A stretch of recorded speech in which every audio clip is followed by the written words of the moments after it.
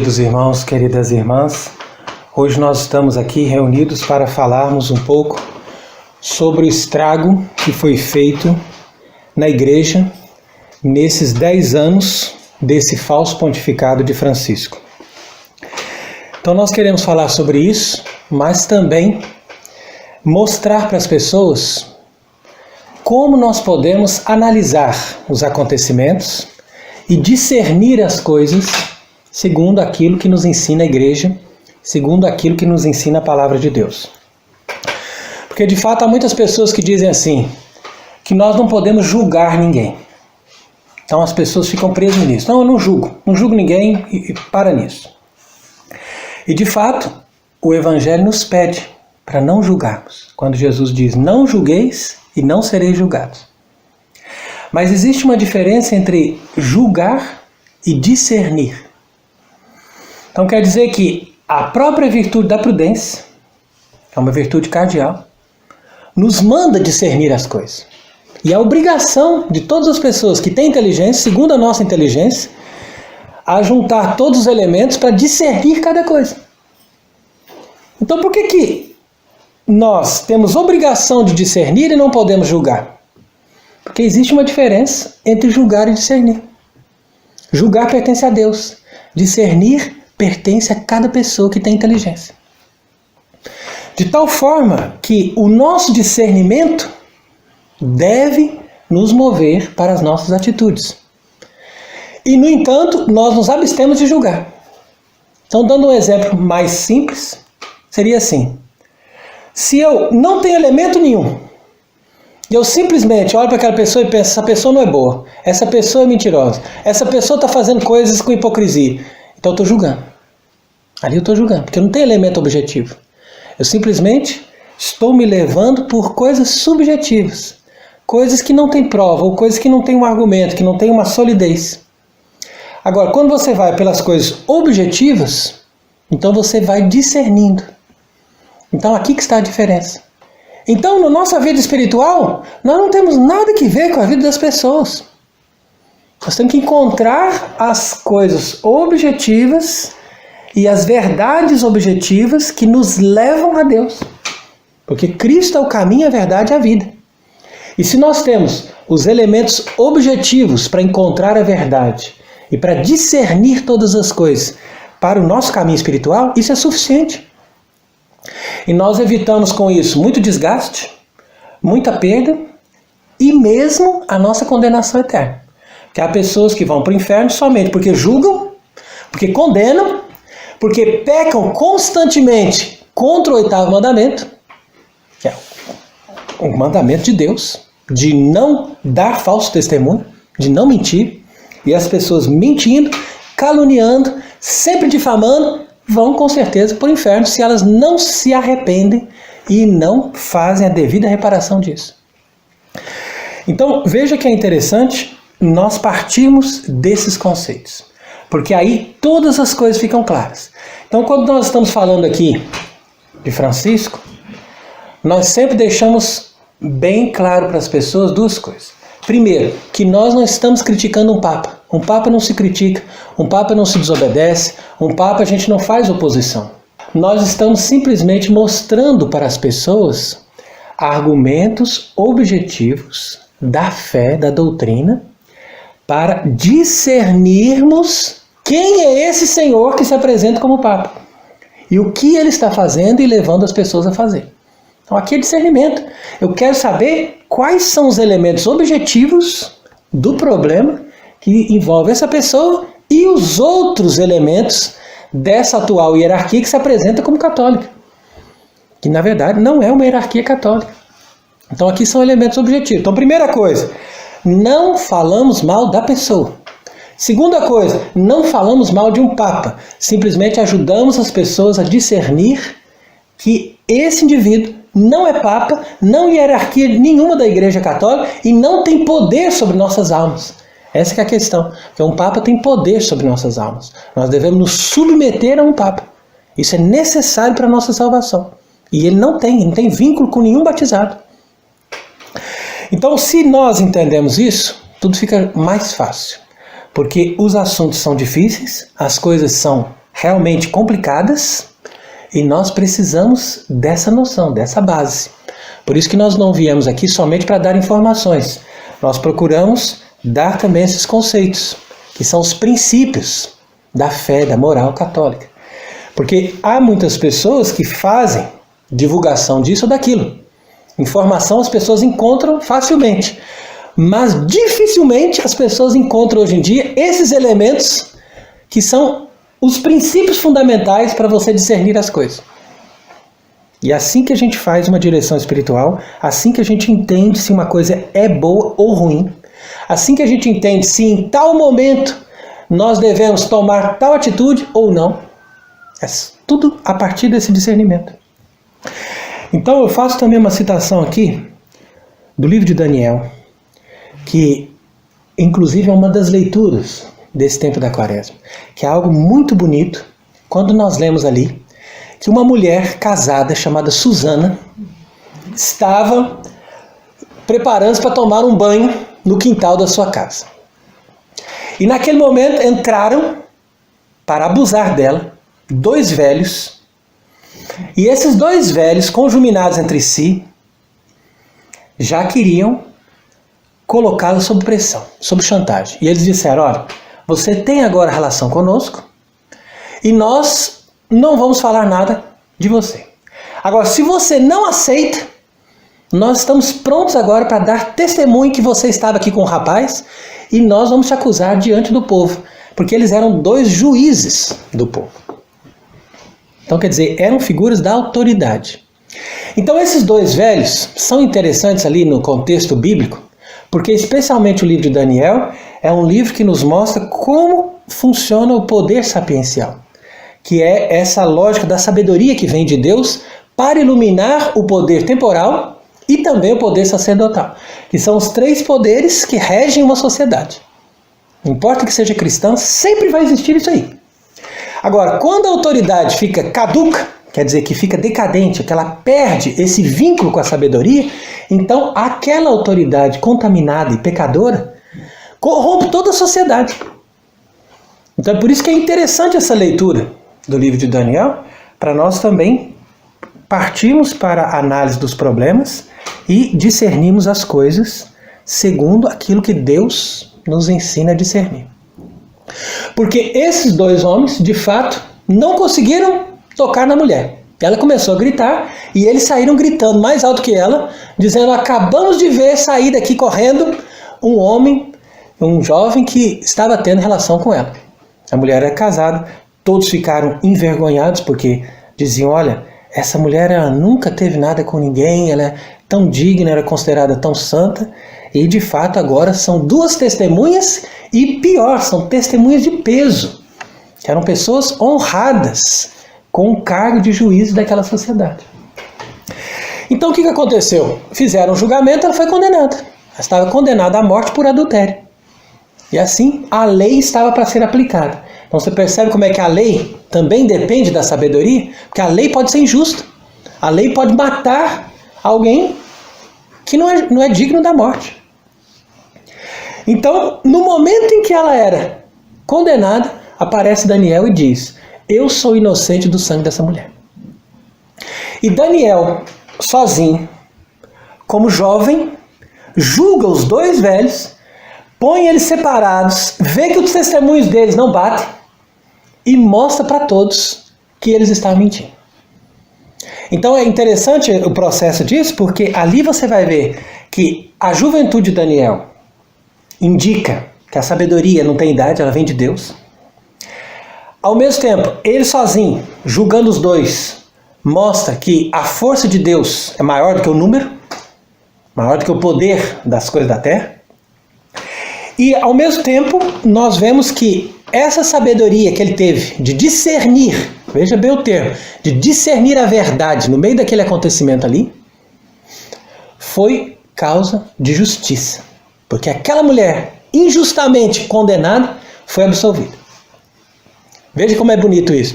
E o que aconteceu, portanto, ali? Aconteceu a ação desse poder sapiencial para livrar uma pessoa dessa injustiça. Diante de uma sociedade que estava para se corromper por causa de autoridades corruptas. Então, como que nós devemos interpretar isso no contexto de hoje? Hoje, o que falta no mundo são autoridades justas, autoridades iluminadas pela sabedoria de Deus. Portanto, todas essas autoridades injustas já tomaram posse do poder em todas as esferas da sociedade. Não só no poder judicial, que seria o poder sapiencial, a representação máxima do poder sapiencial é o poder de julgar, mas também no poder executivo, que é o poder de governo, e também no poder sacerdotal. De tal forma que quando os inimigos da igreja conseguiram corromper todas essas autoridades, tanto da ciência quanto dos governos de todas as nações, eles então se infiltraram com muita veemência na igreja, como diz o exorcismo de Leão XIII, para ali colocarem o trono das suas abominações. E ali no Vaticano, eles também colocaram ali um ninho de serpente para, com essas autoridades corruptas, fazer uma nova igreja e instalar ali um trono de abominação, ou seja, um lugar, um centro de abominação, porque de uma nova religião sacrílega, que corrompe o cristianismo e que destrói a fé das pessoas. Então é nesse ponto que nós nos encontramos. Aí alguém pode perguntar, mas por que não aparece Daniel? Por que não vem ali uma força da justiça e da sabedoria de Deus para destronar todos esses poderosos e para recomeçar essa sociedade? Exatamente por causa disso, porque como esse processo de corrupção foi aumentando de uma forma muito intensa, eles fecharam todas as portas para que as pessoas tivessem acesso à sabedoria. Porque eles sabem de tudo isso, sabem como é que funciona o processo. Então eles disseram, não basta nós conquistarmos todos esses postos e termos dinheiro à nossa disposição, temos tudo isso. Nós temos que impedir as pessoas de pensar. Nós temos que impedir as pessoas de serem capazes de fazer um raciocínio lógico, chegarem a uma conclusão, isso é injusto, isso aqui não está certo, isso aqui não corresponde, isso aqui você está sendo contraditório, isso aqui é mentira. Tudo isso foi fechado. Então hoje em dia eles podem dizer uma mentira absurda e eles controlam a sociedade com as mentiras. Porque eles falam uma mentira tão grotesca e a pessoa não se questiona e eles veem que as pessoas estão aceitando aquela mentira. Então eles dizem, nós estamos tranquilos porque há uma porcentagem muito grande de pessoas que estão aceitando aquelas notícias falsas, que são claramente mentirosas, mas eles não questionam. Então com isso, o mundo fica ao sabor das mentiras e dessa manipulação dessa imprensa falsa, corrompida, que é guiada por essas autoridades corrompidas. Então, infelizmente, o processo foi muito bem feito e hoje nós não temos espaço para essa denúncia da sabedoria, para essa ação da sabedoria, porque até as pessoas que querem dar conceitos da verdadeira fé, da verdadeira doutrina, estão muitas vezes corrompidas por pensamentos falsos, por conceitos errados e por princípios falsos. Então, por isso, fica muito mais difícil, porque nós não temos mais acesso, como acontecia até no tempo do paganismo, e em todo o tempo da cristandade, as pessoas aprendiam a pensar. E hoje, as pessoas não conseguem fazer isso. Então, tudo fica mais difícil. Como que você vai discernir as coisas se você não sabe pensar? Se você não entende a lógica? Se você não entende os princípios? Se você não sabe diferenciar nem sequer o subjetivo do objetivo? Percebe? Então fica muito difícil. Agora veja como é interessante analisar isso em relação a essa pessoa de Francisco. Porque essa pessoa de Francisco é um desses velhos aí corrompidos. Os dois velhos corrompidos que atacaram Susana é o poder temporal e o poder sacerdotal. Esses dois velhos corrompidos, cheios de malícia, cheios de erro, que vêm atacar essa moça Susana, que representa a igreja, que representa o povo de Deus, que representa as pessoas sãs, as pessoas boas, as pessoas de coração reto. Essas pessoas de coração reto são atacadas por essas autoridades corrompidas que obrigam, sob chantagem, que essas pessoas façam o que eles querem. Então esse novo Papa, que escolheu o nome de Francisco em homenagem ao santo medieval, abraçou a pobreza extrema e caminhou até a sacada da Basílica de São Pedro sem a tradicional estola bordada com esplendor. Então, assim fala um artigo que elogia Francisco no momento da sua eleição. Veja bem, já no dia que ele foi eleito, todos queriam falar bem dele. Porque era uma imprensa que estava preparada, ó, vamos agora elogiar esse homem. Normalmente eles não elogiam, nem os falsos papas eles não elogiam. Agora, quando chegou esse que eles dizem, não, agora esse daqui é totalmente de acordo conosco. Não, então ele tem que ser homenageado desde o princípio. Ele diz, ó, sua maneira desarmada levou a multidão a um êxtase de aplausos.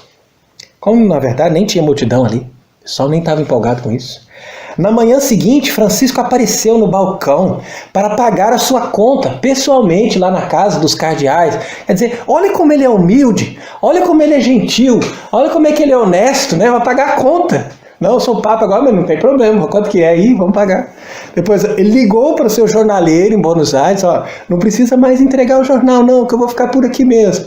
Então, quer dizer, simpático, né? Um homem simpático, um homem agradável, um homem humilde. A mídia ficou encantada com essas acrobacias humildes que esse homem estava fazendo ali. E assim, diz aqui um artigo sobre os 10 anos de Francisco, começou uma das décadas mais sombrias em todos os tempos da história da Igreja Católica. Os cardeais escolheram um homem do qual se sabia pouco, político articulador e intelectualmente preguiçoso.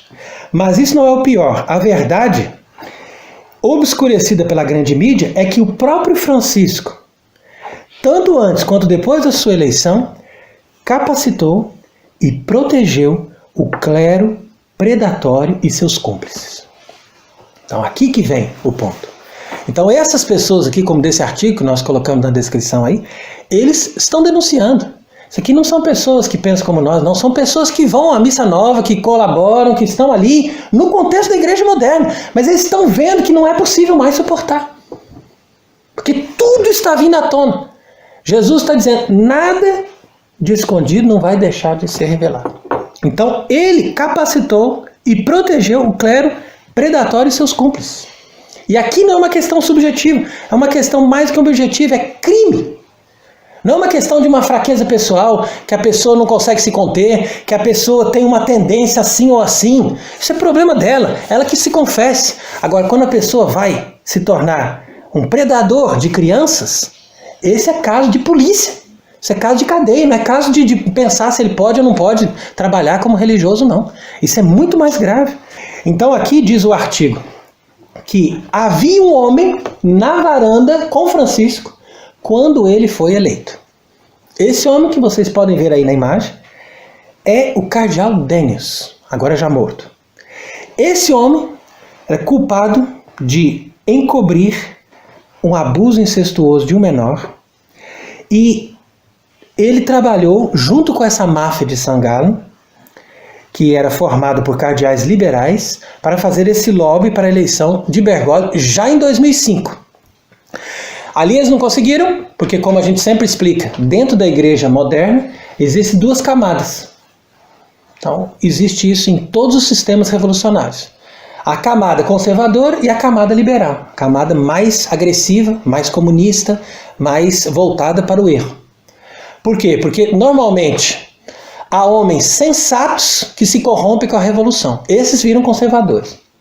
E há homens que não só estão corrompidos com a revolução, mas e são inspirados pelo demônio. Aí já não é questão de sensatez. Eles são inspirados pelo demônio para poder levar essa revolução até o fim. E esses são os que adiantam o processo. E justamente essa camada mais radical é que chegou ao poder com a eleição de Francisco. Então não significa que de João 23 até Bento XVI nós tivemos papas bons, conservadores. Não, eram falsos papas comprometidos com a revolução.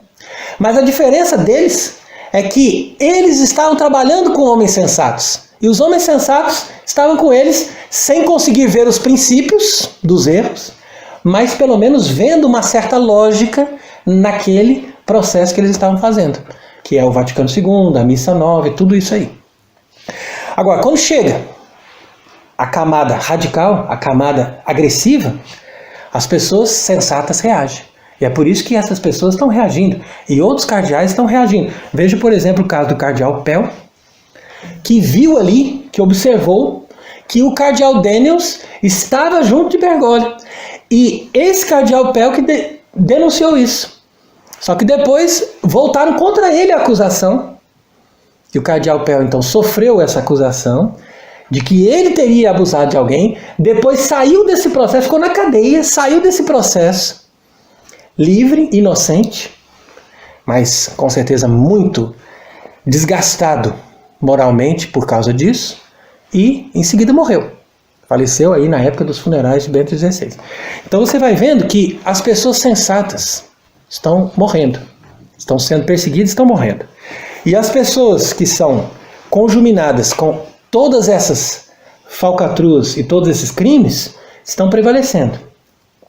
Então veja que aqui nesse artigo você vê uma crítica dura a Francisco, justamente por causa disso, porque ele foi protegendo esses predadores, esses cúmplices, e ao mesmo tempo ele foi cada vez mais oprimindo os verdadeiros católicos, aqueles que buscam a missa tradicional, aqueles que buscam uma moral correta, aqueles que buscam a vida espiritual.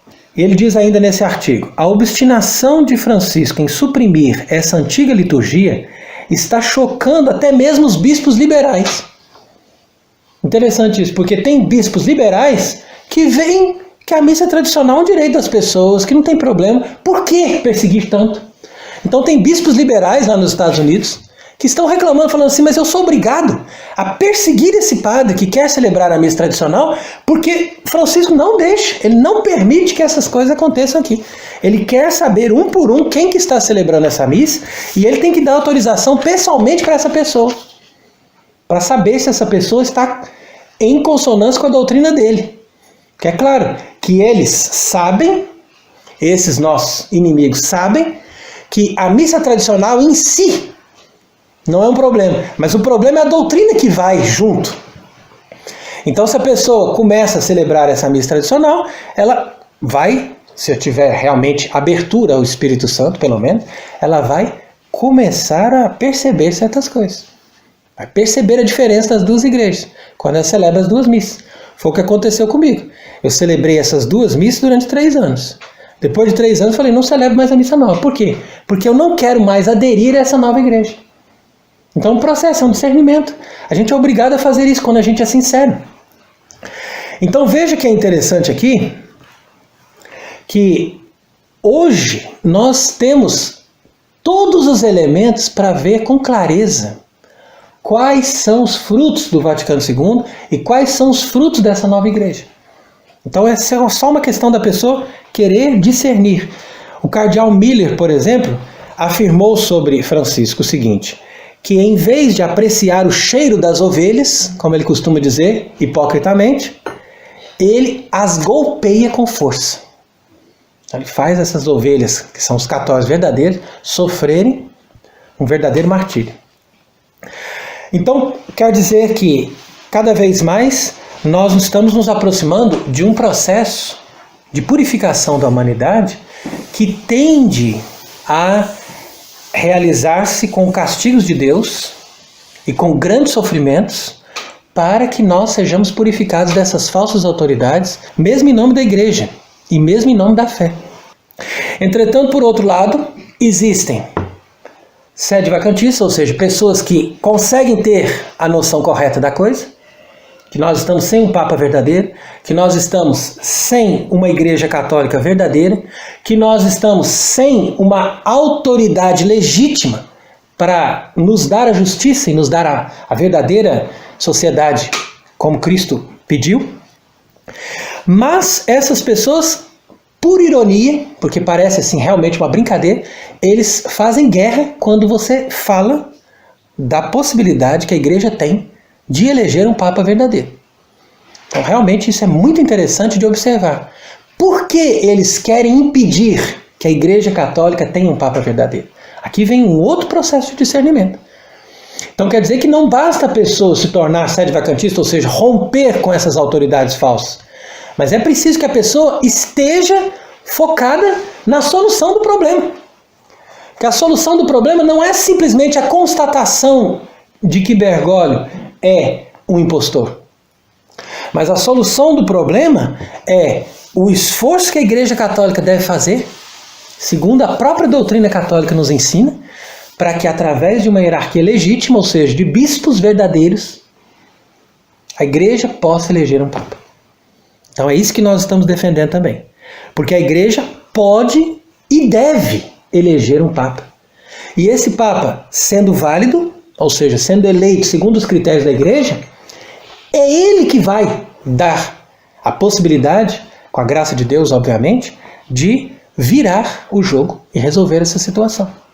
Porque Cristo deixou na terra um vigário. Ele não deixou na terra um grupo de pessoas. Ele deixou um vigário responsável para cuidar das coisas dele. E é ele que nós chamamos de Papa. Então, quando nós nos colocamos diante dessas pessoas que nos atacam, dizendo, vocês são conclavistas, vocês são loucos, vocês vão fazer qualquer seita, qualquer cisma, qualquer coisa, a gente não precisa discutir com essas pessoas. A gente só precisa dizer para essas pessoas o seguinte: você tem tempo para eu te fazer 3 perguntas? Eu só faço 3 perguntas.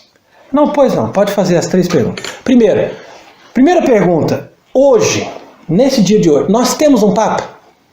Sim ou não? Tem um Papa verdadeiro na Terra hoje? Não tem. Não tem, porque Francisco não é Papa verdadeiro, a gente já percebeu isso. Pronto, então primeira pergunta está resolvida. Segunda pergunta: a igreja vive sem Papa? A Igreja Católica Apostólica Romana, a única igreja verdadeira, fundada por Cristo, ela vive sem um Papa? Sim ou não? Resposta: não. Não vive. Isso é doutrina da igreja. É obrigatório que a igreja tenha Papa e tenha até o fim do mundo. Isso é obrigatório. Então quem que é responsável por resolver o problema? Quem que é responsável por ir ali e fazer com que a igreja tenha um Papa? Então, por favor, que faça. E a terceira pergunta é só isso: por que você é contra? Sendo que a igreja precisa de um Papa. E a igreja ensina que é possível em qualquer situação, desde que haja essa eleição de bispos católicos, ou seja, de bispos que estão de acordo com a fé católica e que estão de acordo que nós não temos um Papa. Então, basta isso para que essas pessoas se apresentem como hierarquia da igreja e elejam um Papa. Então, nós não estamos promovendo nenhum cisma, ao contrário, nós estamos promovendo a unidade da verdadeira igreja, que só é possível quando nós tivermos um verdadeiro Papa.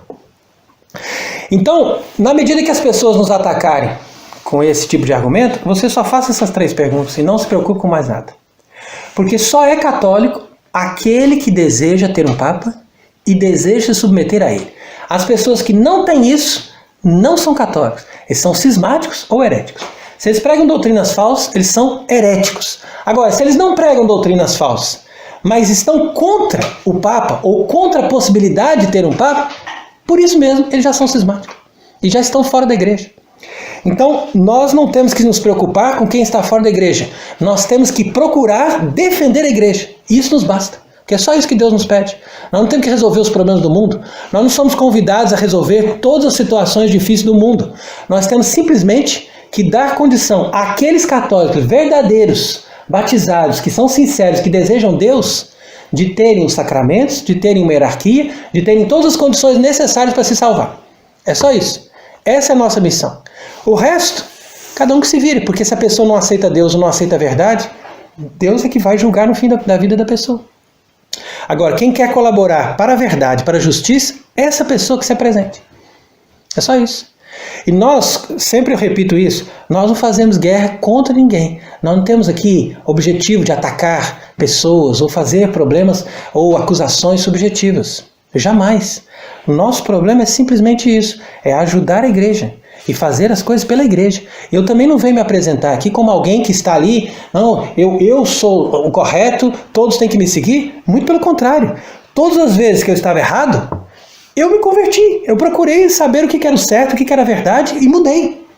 E se tem algum argumento ou alguma doutrina que nós dizemos aqui e que esteja errada, que esteja contra a doutrina católica, que essa pessoa então se apresente de forma respeitosa e vamos debater a doutrina. E se ela estiver correta, segundo a doutrina católica, me provar isso, eu me converto na mesma hora. Porque eu não tenho nenhuma intenção de ser contra Deus. Pelo contrário, quero ser a favor de Deus e da igreja. Agora, se ele tem problema subjetivo contra mim, então que ele fale privadamente contra mim, e se ele quiser me exortar, eu vou me converter e fazer tudo o que ele está pedindo. Mas nós não podemos exigir de ninguém a perfeição, porque a Igreja Católica não é igreja dos perfeitos. A Igreja Católica é a igreja composta de santos e pecadores que juntos, na única e verdadeira fé, amam a Deus e trabalham para Deus. É só isso que é a igreja, nada mais. Nós não estamos aqui nos apresentando como santos nem como perfeitos. Nós estamos nos apresentando como católicos. E se eu estou falando alguma coisa objetivamente contra a Igreja Católica, então que se apresente e me prove. Aí nós mudamos na mesma hora, vamos mudar o discurso, vamos resolver isso aqui, pronto. Mas se não é, então cala a boca. É só isso. Porque não tem argumento para defender a verdade. Se não tem argumento para defender a verdade, não fique mentindo, caluniando, difamando. Porque isso é obra de Satanás. Agora, infelizmente, a verdade é essa. Há muitas pessoas ali, infiltradas, que vêm da sociedade secreta, mesmo nos meios sede-vacantistas. Estão trabalhando ali para diluir, destruir, porque o objetivo é confundir as pessoas. Eles querem a todo preço destruir a Igreja Católica. E eles vão até o último reduto para poder difamar, destruir, ridicularizar e dispersar. Então é o tempo que nós estamos vivendo, infelizmente. Mas com a palavra de Deus e com o Evangelho, nós podemos ter discernimento. Veja, por exemplo, o que diz São Paulo aqui, olha, na primeira carta aos Coríntios, capítulo 2, versículo 15. O homem espiritual julga todas as coisas e não é julgado por ninguém. Está vendo? Porque o homem espiritual, o que quer dizer isso? É aquela pessoa que está em união com a vontade de Deus. É simples. Porque São Paulo conclui aqui, nós, porém, temos o pensamento de Cristo. Então, o pensamento de Cristo, como adquirir o pensamento de Cristo? Lendo o Evangelho. Se você lê o Evangelho, especialmente esses textos que falam agora na Quaresma ou no tempo da Paixão, leia com atenção esses Evangelhos e você vai adquirir o pensamento de Cristo. É muito diferente o pensamento de Cristo do pensamento de um fariseu. O fariseu julga, o fariseu condena, o fariseu ataca, o fariseu mente. E essas pessoas perseguiram o nosso Senhor até o fim. E eles foram ali até colocá-lo na cruz. E mesmo ele na cruz, sofrendo, morrendo, sofrendo dores, eles não paravam de atormentar. Não paravam de atacar. Por quê? Porque eles não têm o pensamento de Deus. Eles são pessoas que se julgam religiosos. Se julgam católicos. Mas eles não têm o pensamento de Cristo. Agora, o pensamento de Cristo é muito bem expresso nas respostas que ele dá para os judeus e para esses fariseus em todas as discussões que ele teve com eles. E basta você pegar ali o texto de cada um dos dias dos evangelhos, desde o primeiro dia da Quaresma até o último dia da Semana Santa. Ali você vê tudo. E os padres da igreja explicam através das interpretações dos salmos, eles explicam ali bem por que os inimigos da igreja e os inimigos de Cristo agem assim. Porque neles não há o amor de Deus. Então por isso que eles afiam suas línguas como as serpentes, como diz o Salmo, para atacar e matar. Então eles dizem, nós não matamos ninguém, nós não podemos matar ninguém. Mas aí vem um comentário de Santo Agostinho e diz assim, seus hipócritas, vocês matam com a língua. E o outro vai lá e mata colocando na cruz. Então é assim que a gente interpreta o tempo da paixão. Se você não entende isso, o que adianta celebrar a Semana Santa? O que adianta celebrar os mistérios de Cristo se você não parou de fazer exatamente como os inimigos de Deus? Então é assim. Por isso tem aqui o outro artigo do Aldo Maria Valli, que fala exatamente isso. Que a Igreja Católica, segundo ele, está em desordem. E Pedro, em vez de agir como uma rocha, alimenta confusão e ambiguidade. Então aqui, claro que é uma interpretação dele, desse Aldo Maria Valli, que segue, como todos esses falsos tradicionalistas ou todos esses membros da Fraternidade São Pio X e companhia, seguem esse pensamento galicano. Então eles acham que o correto é criticar o Papa ao invés de discernir que não é um Papa. Então aqui ele faz essa pergunta, por que Pedro, em vez de agir como uma rocha, alimenta confusão e ambiguidade? E eu respondo, será possível que Cristo tenha fundado o papado para alimentar confusão e ambiguidade? Essa é a pergunta que eu faço para todos os galicanos que defendem que Francisco é Papa. Será possível que Cristo, Deus, foi capaz de fundar uma instituição para alimentar confusão e ambiguidade? Já não basta tudo que há no mundo de confusão e de ambiguidade? Então isso é possível. Só essa pergunta aqui é fácil, de discernir que não, está errado. Ele não é Pedro, ele não é nada, ele é Judas. Só isso, ele é um inimigo. Acabou, põe para fora. É assim que a igreja sempre fez. A igreja tem clareza, tem discernimento nas coisas. E a igreja analisa tudo dentro da perspectiva da fé. Portanto, não é Pedro que está ali alimentando confusão e ambiguidade, mas são traidores inimigos da igreja que estão vestidos de cordeiros, lobos vestidos de autoridade verdadeira, para enganar e para matar. Mas ele continua. O católico em questão vai olhar para essa situação e vai argumentar como nós podemos ter a fé católica e ao mesmo tempo nos reconciliar com o mundo, dialogar com todos, ter essa liberdade religiosa e conviver bem com todas as outras religiões, sendo que a verdadeira fé católica sempre fez oposição a tudo isso. Então, está vendo? As pessoas estão se questionando. Isso aqui são artigos na Itália, nos Estados Unidos, na Alemanha. As pessoas estão percebendo. Os bispos alemães fazem casamento de gays. Ninguém diz nada, não são punidos. Alguém celebra uma missa tradicional escondido, colocado para fora. Será que a pessoa não consegue discernir essas coisas? Será que a pessoa não consegue perceber que falta justiça, falta sinceridade, falta coerência? Tudo isso aí não é a Igreja Católica. A Igreja Católica pode ter tido, subjetivamente falando, olha o entendimento, pode ter tido pessoas ruins, pessoas pecadoras, que inclusive foram para o inferno. Nada impede. Mas a Igreja Católica em si é sempre justa e coerente. Por quê? Porque nela existe a justiça, nela existe a base, que é a fé. E a fé regula todas as coisas. Na medida que nós temos a verdadeira fé, nós temos também, por consequência, a justiça, e nós temos, por consequência, o bem da sociedade e de cada pessoa. Por quê? Porque se você tem a fé, você coloca Deus no seu devido lugar. E Deus no seu devido lugar, ele faz nele a hierarquia que se baseia nele e que tem o seu poder vindo dele.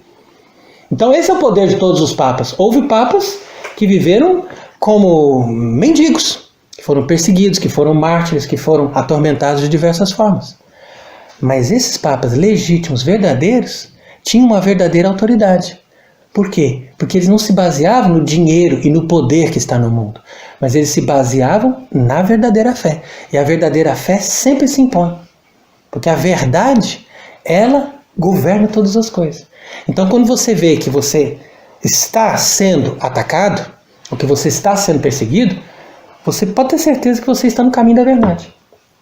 Porque se tem uma coisa que incomoda, principalmente as pessoas apegadas ao poder e ao dinheiro, é a verdade. Porque eles sabem que eles não têm a verdade completa.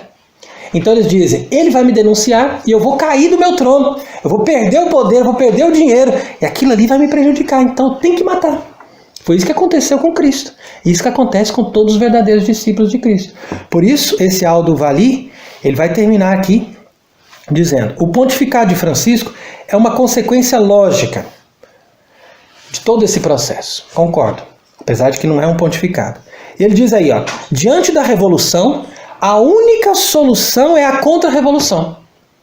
Perfeitamente. Tá vendo? Uma frase lógica.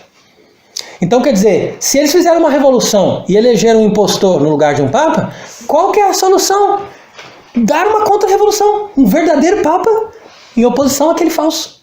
Não é ficar aí só debatendo. E depois, ainda tem gente que diz assim, mas nós temos medo que vocês tentem fazer um papa e façam mais um falso papa e vai tendo isso e tal. Eu não tenho medo não. Sabe por quê? Porque pior do que tá, não consegue.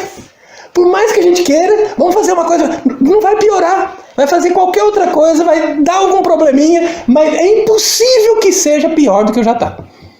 Então a gente tem que fazer pelo menos alguma coisa na direção desse processo de solução, de contra-revolução que está dizendo aqui. Ó. E diz, precisamos saber, isso envolve martírio, que é o artigo de Aldo Valli. Isso envolve martírio. É pegar ou largar, diz ele aqui, olha, interessante. Se você aceitar, não se iluda com o pensamento que você vai evitar perseguições e sofrimentos. Então, fique atento. Aqui é coisa grave, coisa séria. Nós precisamos sempre estar atentos a isso. Envolve martírio. Então, é aqui que a gente deve lembrar daquela passagem belíssima do Evangelho de São João, capítulo 9, que nós lemos ali ontem, quando falava do cego de nascença. E esse cego de nascença, ele passou por todo um processo e fizeram tudo para que ele negasse Cristo. E como ele não negou, como ele perseverou firme ali, na verdadeira fé, ele foi expulso da sinagoga. Então expulsaram ele, colocaram ele para fora. E quando Jesus viu que ele estava expulso, que ele estava humilhado, Jesus veio até ele e perguntou: você crê no Filho do Homem? Ele falou: quem é ele, Senhor, para que eu creia? E Jesus olhou para ele e disse: sou eu que falo contigo. Então é bonito, né? Quer dizer, Jesus veio, ele mesmo se revela. E o cego, então, diz: pois eu creio. Então, essa é a esperança que nós temos, que nós estamos com ele, nós temos o pensamento dele e é ele que nos protege. Os homens, as estruturas, as instituições, todos podem vir contra nós, mas nós não temos medo. Por quê? Porque é ele que importa e é ele que está conosco. Ele é o nosso prêmio, ele é a nossa recompensa. E é assim que nós devemos, com esse pensamento, com essa intenção, celebrarmos a nossa Páscoa. E que ele seja bendito para sempre. Amém.